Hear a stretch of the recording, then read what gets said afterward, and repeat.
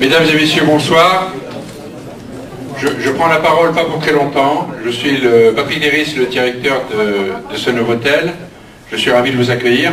Je voudrais accueillir en particulier Monsieur le Président Guy de Buisson du Comité régional olympique et sportif, ainsi que tous les membres du comité directeur.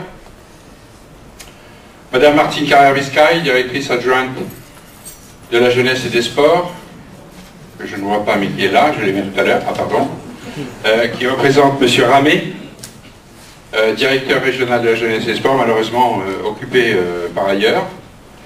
Bienvenue aussi à vous tous, mesdames et messieurs, les représentants du mouvement sportif, et aussi à toutes nos championnes présentes ce soir. Moi, j'ai toujours essayé de mettre en valeur la région. J'étais à l'époque vice-président du conseil régional, et il m'apparaissait que tous les sportifs que nous avions, puisqu'on est quand même actuellement en Midi-Pyrénées 742 000 licenciés, c'est énorme, c'est peut-être la région la plus sportive au titre du prorata, il m'a semblé utile de mettre en valeur le sport en Midi-Pyrénées. Et pour le mettre en valeur, il fallait un logo. Et ce logo, c'était, ça me paraissait évident, Terre de Champions. Midi-Pyrénées, Terre de Champions. Alors évidemment, la déclinaison nouvelle de ce Terre de Champions, le numéro 2, bon, ben, ça va effectivement droit à notre cœur, et au mien en particulier, parce que je suis assez sensible à la cause des femmes et la cause des femmes dans le sport.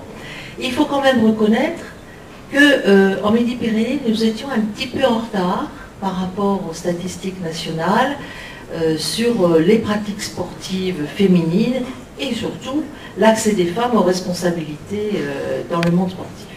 Et je pense que ce numéro 2, parce qu'il y a un certain nombre de nouveautés que Claude va sans doute développer tout à l'heure, fait la part belle aux championnes, fera la part belle aux championnes, mais aussi aux responsables, aux dirigeantes, à toutes ces femmes qui s'investissent et qui ne comptent pas leur temps pour la cause du sport.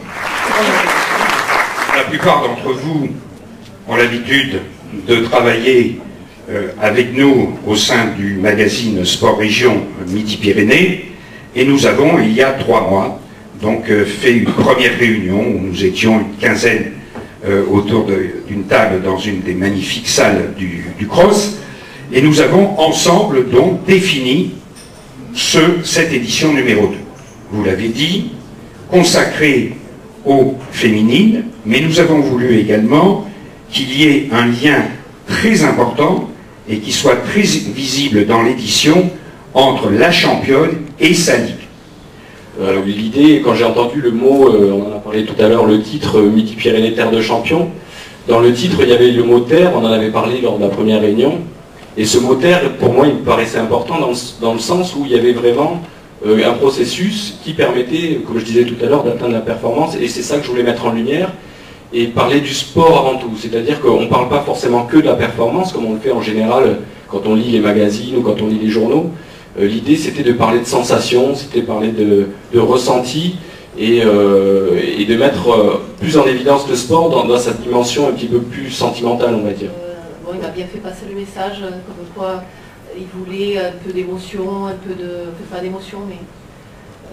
oui, donc et ses racines, et pourquoi on était arrivé à ce sport-là, et pourquoi chercher le haut niveau, tout ça. Donc j'ai essayé de faire un texte qui retrace un peu l'évolution de ma vie finalement, parce que c'est ma vie. Monter les marches une par une, depuis la petite enfance, le judo le permet, et peu de grands sports peuvent en dire autant.